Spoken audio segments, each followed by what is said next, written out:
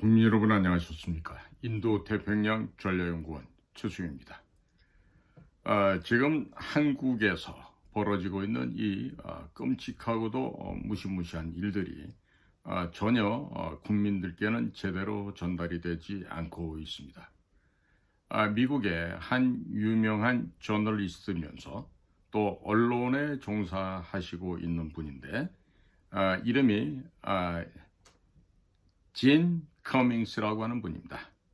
이분은 아마도 미루어 짐작컨대는 대단히 높은 수준의 교육을 받고 지금 미국에서 활동하고 계시는 이런 분으로 지금 평가가 됩니다. 그러니까 영어로 JEAN 썼으니까 진 혹은 제인 아니면 지안 이런 식으로도 읽을 수가 있을 것 같은데요. 뒤에 패밀리 네임이 커밍스라고 되어 있는 걸 봐서는 아마도 결혼을 해서 남편 성을 따라서 쓰는 미국의 그 호적 제도로 영향을 받아서 그런지 미국 성을 쓰고 있습니다. 그러니까 코리안 아메리칸으로 보여지지만 실질적은 미국 사람이다. 이렇게 얘기를 할 수가 있겠죠. 자, 이분이 지금 무슨 얘기를 하고 있는가 하면은요, 지금 한국 사회가 지금 간과하고 빠뜨리고 있는 일이 있다. 그건 다름 아닌 트럼프가 시작한 무서운 수사인데, 과연 이 트럼프가 시작한 이 무서운 수사에 이 수사망을 이재명은 빠져나갈 수 있을까? 이와 같은 지금 소제목이 달려 있는 내용들입니다. 자, 이게 내용이 다소 여러분들 듣다 보시면 길다고 생각할 수도 있는데요. 매우 의미 있고 매우 중요한 트럼프 대통령의 조치이기 때문에 좀 편폭이 길다 하더라도 이 내용을 한번 끝까지 들어보시길 바랍니다.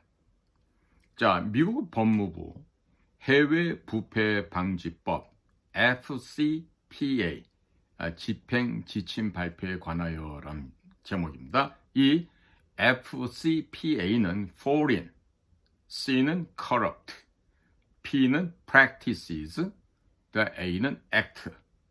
그래서 FCPA 이렇게 하는데 보통 해외 부패 방지법이라고 우리는 번역을 해서 이해를 합니다. 자, 이 바로 미국의 해외 부패 방지법인데요. 지나간 6월 9일입니다. 미국에서는 트럼프 행정부가 이 해외 부패 방지법 Foreign Corrupt Practices Act 집행 재개 지침을 발표하면서 국가안보와 연계된 초국적인 부패 및 자금 세탁 사건에 대한 강화된 수사 방침을 공식화한 일이 있었습니다. 이것은 이재명의 대북 송금과 관련했을 때 매우 중요한 법안이었습니다만 당시 한국에서 대선이라는 복잡한 상황이 벌어지고 있어서 아무도 이 중요한 발표를 제대로 인지하지 못하였고 한국의 좌파 주류 언론들 또한 일제히 침묵하면서 어느 곳에서도 이를 보도하지 않았습니다. 많은 한국인들이 이 사실을 전혀 모르고 있는 것 같습니다. 2025년 6월 3일 한국에서는 이재명이 대통령에 당선되었습니다. 부정선거 의혹 속에 정국이 급변하던 시기였습니다. 그리고 이틀 뒤인 6월 5일 대법원은 쌍방울의 대북 송금 사건과 관련하여 이화영 전 경기도 부지사와 박용철 쌍방울 부회장에게 유죄를 확정하였습니다. 그로부터 정확히 4일 뒤인 6월 9일 미국 법무부는 적대국 연계 부패 및 자금 세탁을 우선 수사 대상으로 명시한 FCPA Foreign Corrupt Practices Act 집행 지침을 공식 발표하였습니다. 그런데 마침 이 타겟에 해당될 수 있는 쌍방울 북한 송금 사건은 미 법무부의 발표 직전에 이미 한국 대법원에서 유죄 판결을 받아 사실관계가 확정된 상태였습니다. 하지만 이 중요한 국제적 시그널은 당시 한국이 대선 충격과 정권 교체의 소용돌이에 휘말려 있던 상황이라 아무도 주목하지 않았습니다. 한국 언론은 이재명 정권 출범에만 초점을 맞추고 있었고 정치권도 일제히 침묵하면서 트럼프 행정부가 내놓은 이 중대한 행정조치는 국민들 눈에 전혀 띄지 않은 채 묻혀버리고 말았습니다. 이 조치가 왜 중요한가 하면 트럼프 행정부는 사실상 이재명이 당선 직후 이재명의 북한 커넥션 수사를 위한 법적 기반을 공식 선포한 셈이기 때문입니다. 2025년 2월 트럼프 대통령은 두 번째 임기를 시작하자마자 해외 부패 방지법 FCPA의 남용을 막고 미국 기업의 부담을 줄인다는 명목으로 해당 법의 신규 수사 기소를 180일간 중단하는 행정명령 14209호를 발동했습니다. 그러나 이는 단순한 중단이 아닌 국가안보 중심으로 해외 부패 방지법 FCPA를 전면 개정하고 법조항을 강화하기 위한 전략적 휴직이었습니다. 그 후 6월 9일 미국 법무부는 개정 지침을 발표하면서 FCPA 해외 부패 방지법 집행을 재개하였습니다. 핵심은 일상적 기업 활동은 유연하게 돼야 돼 북한, 중국, 이란 등 적대국, 카르텔, 국제 범죄 조직과 연계된 부패와 자금 세탁을 최우선 수사 대상으로 삼겠다는 것입니다. 모든 새로운 수사는 법무차관 이상의 승인이 필요하며 사법방해, 범죄 의도, 은폐 여부, 기업에 미치는 부수적 피해까지 고려하게 되어 있습니다.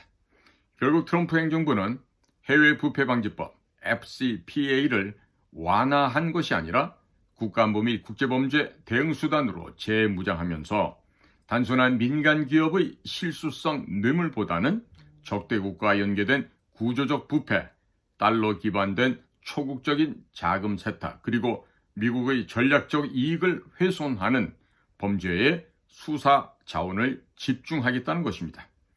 이는 이재명, 쌍방울, 북한 대북 송금 사건처럼 적성국과 연계된 자금 흐름을 정조준한 수사 체계로의 전환이며 실제로 관련 인물들이 이 법 발표 직전에 유죄가 확정된 만큼 미국 수사에 강력한 근거를 제공하는 셈입니다. 미국은 이를 통해 북한 압박, 한국 내 반미 성향 정권 견제, 자유진영 질서 강화라는 다층적 목적을 동시에 달성할 수 있게 되었고 이 사건은 트럼프 행정부의 대북 전략, 국제자금 범죄 대응, 동맹국 내 친북 정치 세력 견제 전략이 교차하는 최적의 타겟이 되었습니다. 이재명의 대북 송금, 트럼프 법무부의 해외 부패 방지법 FCPA 지침에 모두 부합되고 있습니다.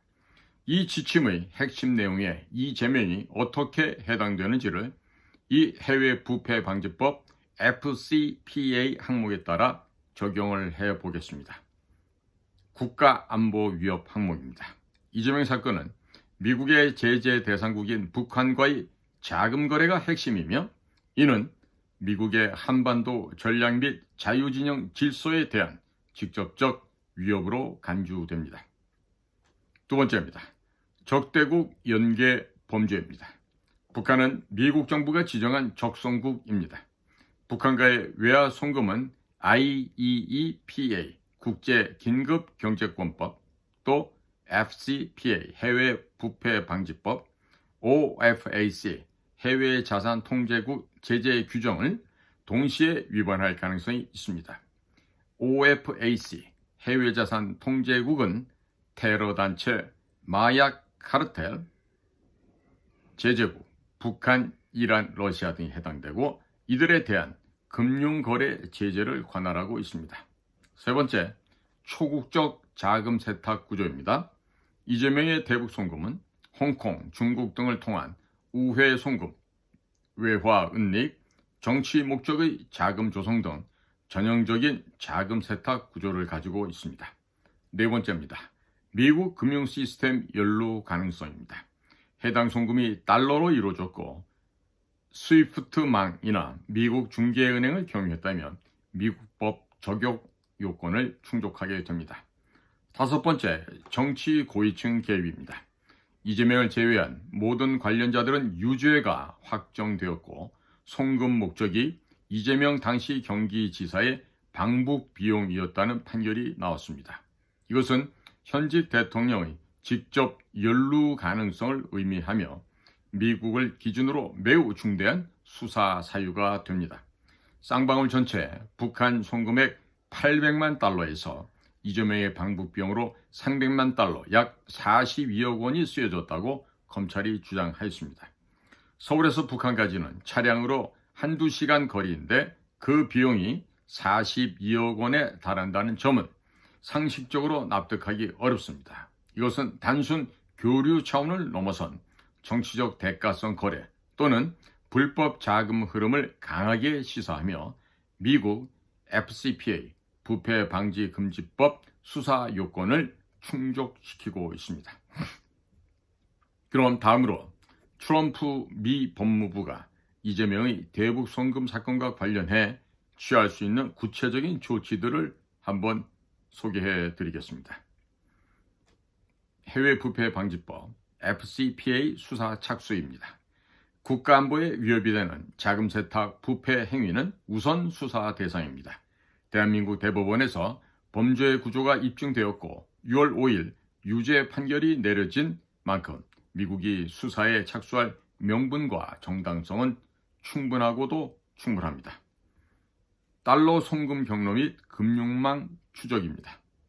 해당 자금이 달러로 북한 조선노동당에 전달되었고 스위프트망이나 미국계 은행을 경유했다면 미국 관할권이 적용됩니다. MLAT 국제형사 사법공조조약 활용 분야입니다. 미국은 한국 정부의 계좌 내역, 금융자료, 통신기록 등을 요청할 수 있습니다. 이미 유죄 판결이 확정된 사건이므로 공조 요청의 법적 정당성이 강화되겠습니다. OFAC 제재 리스트 등재, 쌍방울 고위 인사들뿐만 아니라 이재명과 참모진 역시 제재 대상이 될 수 있습니다. 미국 내 자산은 동결되며 미국 및 제3국 은행과의 거래도 차단됩니다. 북한 노동당과의 금전 연계는 OFAC 제재 요건에 완전히 부합하고 있습니다. 리코법, RICO법이죠. 이 리코법 또는 민사소송을 통한 우회 압박입니다. 형사 기소가 어려운 대통령 신분 특성상 리코법, 조직범죄법에 해당하는 이 법 혹은 민사소송을 통해 우회적인 법적 압박이 가능합니다. 쌍방울이 미국 내 법인이나 자산을 보유 중이라고 한다면 소송을 통해 이재명의 연루 정황을 공식 기록할 수 있습니다. 다음으로는 국제자금세탁방지법 AML 및 대북제재 위반 수사입니다. 북한 조선노동당에 송금된 외화는 테러자금 및 외환법 위반으로 간주될 수 있으며 이는 국가안보에 해당하는 범죄로 즉시 수사 대상이 됩니다. 다음으로 CIA, DNI 등 정보기관 방첩 수사 가능성입니다. 북한 또는 제3국 정보기관과의 접촉 정황이 포착될 경우 자금 흐름은 정보기관을 통해 감시, 분석, 수사 대상이 될 수 있습니다. 다음으로 국무부 및 백악관의 외교적 대응입니다. 한국 정부가 수사에 비협조적이거나 재판을 축소하거나 중단할 경우 미국은 외교 채널을 통해서 공식 항의 및 경고를 할 가능성이 있습니다. 이는 한미 FTA, 방위 분담, 기술 협력 등 실질적 외교 현안에 심각한 영향을 줄 수 있게 됩니다.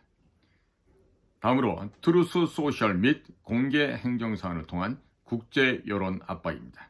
트럼프 대통령은 트루스 소셜을 통해서 직접 이 문제를 공론화할 수 있으며 이것은 국제적 감시를 불러일으키고 한국 내에서도 정치적 압박 수단이 될 수 있게 될 것입니다. 결론적으로 쌍방울, 이재명, 북한 간의 송금 사건은 더 이상 단순한 의혹이 아니라 관련자들에 대한 대한민국 대법원의 유죄 확정 판결을 통해 범죄 사실로 규명된 국제 자금 세탁 사건입니다. 미국 입장에서 이 사건은 트럼프 행정부의 새로운 해외 부패 방지 금지법 FCPA 집행 전략, 즉 적대국과 연계된 부패 척결, 동맹국 내 친북 세력 견제, 국가안보 중심 수사 우선순위라는 세 가지 수사 원칙과 정확히 일치하는 전형적인 수사 대상이 된 것입니다. 따라서 이재명이 한국에서 형사 기소로부터 면책될 수 있을지 몰라도 미국의 안보, 외교, 경제, 정보 압박은 피할 수 없는 구조가 이미 형성되었다고 볼 수 있습니다. 트럼프의 개정된 해외 부패 방지법 FCPA는 단순한 기업 뇌물 방지 수준을 넘어서서 국가안보와 연결된 정치권, 기업, 적성국의 결탁 구조에 초점을 맞추고 있으며 이재명은 이 모든 수사 요건에 해당되는 중대한 혐의를 안고 있습니다. 또한 미국의 리코 법은 복수의 인물 또는 단체가 일정 기간 동안 계획적으로 불법 행위, 즉 자금 세탁, 외환거래 위반, 대북 송금 등을 반복했을 경우 그 전체를 조직범죄 네트워크로 규정하고 형사 또는 민사 소송을 통해 처벌할 수 있게 만든 법입니다. 이재명, 쌍방울, 북한 간 연결 구조는 이러한 리코 적용 요건에도 충분히 부합된다 하겠습니다.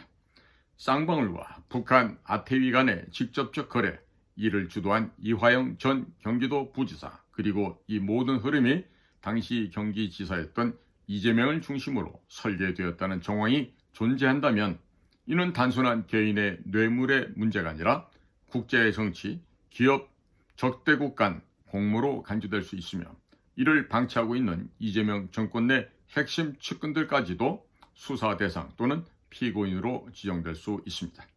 과거 미국은 이와 유사한 방식으로 파나마의 독재자 노리에가, 나이지리아의 대통령 사니 아와차 일가, 그리고 우크라이나의 칠러 성향의 대통령 야누코비치 측근들에 대해 리코 법을 기반으로 한 민사소송 및 자산압류를 통해 국제적으로 고립시킨 전례가 있습니다. 따라서 트럼프 행정부가 이재명을 형사 기소하지 않더라도 리코 민사소송 또는 쌍방울의 미국 자유사를 통한 우회적 소송을 선택할 가능성은 매우 현실적이라 하겠습니다.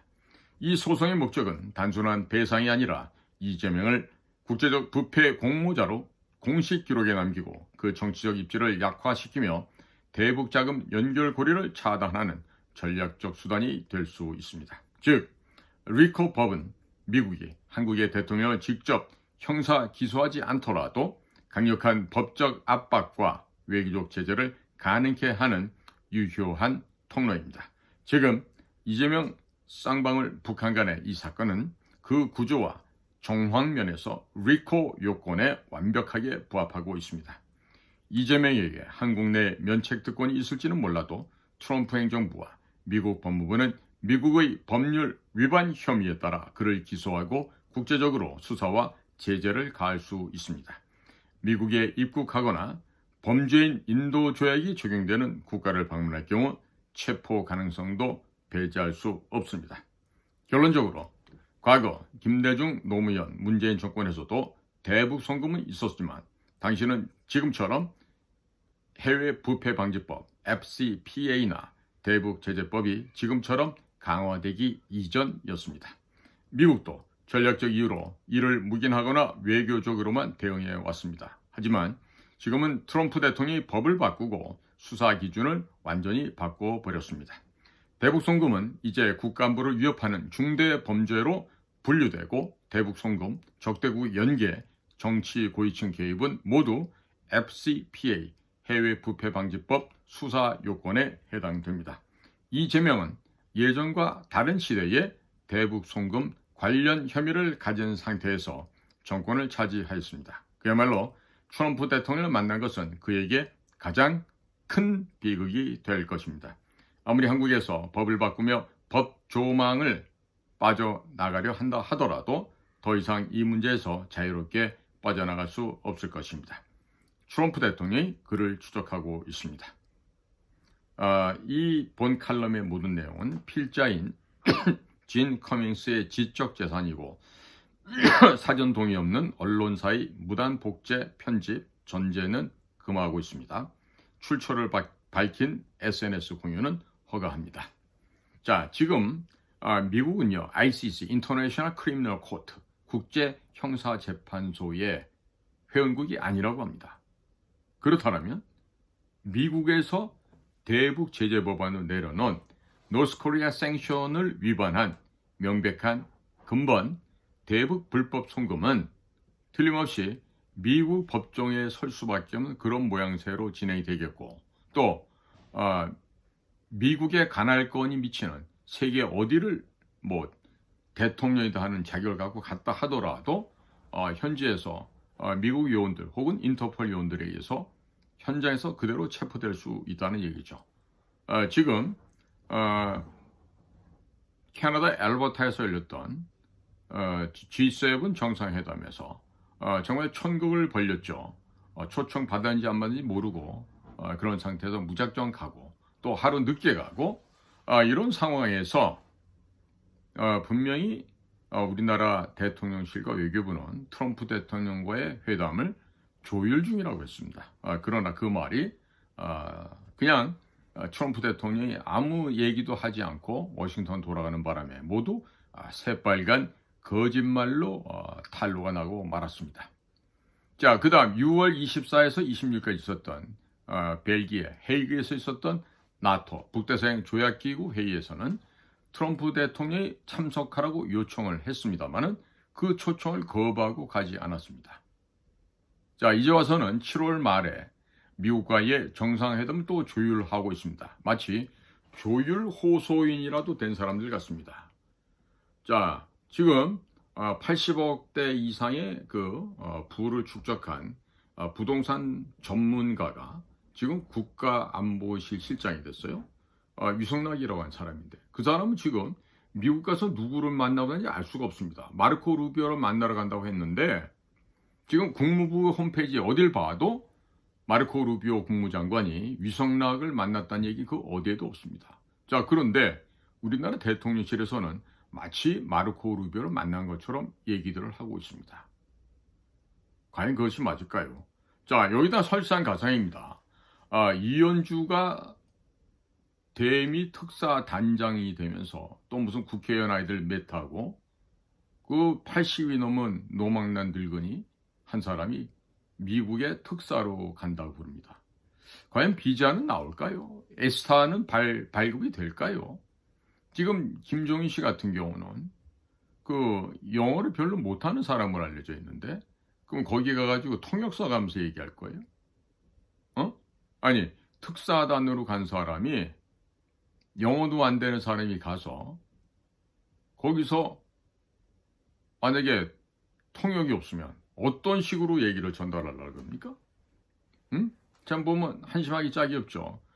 김종인 씨는 제가 알고 있는 한 그 사람의 경력은 옛날 옛적에 외국어대학교 도곡갈 나와서 독일에 유학 가서 독일에서 동문학을 한 게 아니라 무슨 경제학을 했다 그래요. 그러면 당연히 독일어는 출중할지 몰라도 영어를 잘할 수 있는 가능성은 없죠. 그리고 결혼한 부인의 바로 그 삼촌인가 작은아버지인가 하는 분이 당시 최장수 대통령 비서실장했던 아마 김정일 씨인가 누군가 있을 거예요. 그분의 조카 딸하고 결혼하는 바람에 그냥 독일에 갔다 와서 당시 별 사람들이 없는 시절에 대통령이 집무하시던 청와대로 들어갔고 그거를 바탕으로 해서 또 처갓집 배경을 이용해서 무려 비례대표만 5번인가 한 사람 아니에요? 자, 이런 어찌 보면 우리 우파라고도 할 수 없는 그런 지극히 기회주의적인 속성을 가지신 분이 지금 무슨 자격으로 거길 간다고 그걸 덥석 물고 가는지 모르겠는데 아마 비자 받는 과정서부터 과거 트럼프 대통령에게 험담하고 힐난하고 욕을 해댔던 그런 김종인의 과거의 역사가 드러날 경우 아마 미국 출입 자체가 불허될 수도 있습니다. 거기다가 이현주 씨 같은 경우는 국회의원이라고 막 거길 가는 모양인데 이현주 정도의 실력과 외모를 갖고 워싱턴의 화이트하우스에서 문을 열어줄까요? 응? 아니 굉장히 트럼프 대통령이 여성 보는 눈이 높으신 분인데 이현주를 보고서 과연 오케이 베이비 컴인 이렇게 할 것 같습니까? 제가 볼 때는 0%입니다. 가능성은. 자 그러면 자 영어도 잘 안 되는 애들을 지금 대통령 특사랍시고 보낸다. 1등석을 타든지 또 그러고 폼 잡고 가겠죠? 가서 만약에 워싱턴에서 덜레스 에어포트에서 입국이 안 되면 어떻게 돼? 바로 돌아와야 될 거 아니에요. 응? 어떻게 될지 모르는 자 이와 같이 좀 참담한 상황이 계속해서 벌어지고 있습니다. 자 오늘 제가 이 미국에서 계시는 이 진 커밍스의 이 지적 재산을 제가 너무나도 분석을 잘 해놓고 훌륭한 얘기라서 우리 대한민국 국민들에게도 알려드려야 된다는 생각을 갖고 오늘 이 방송을 하게 되었습니다. 경청해 주셔서 감사를 드립니다. 안녕히 계십시오.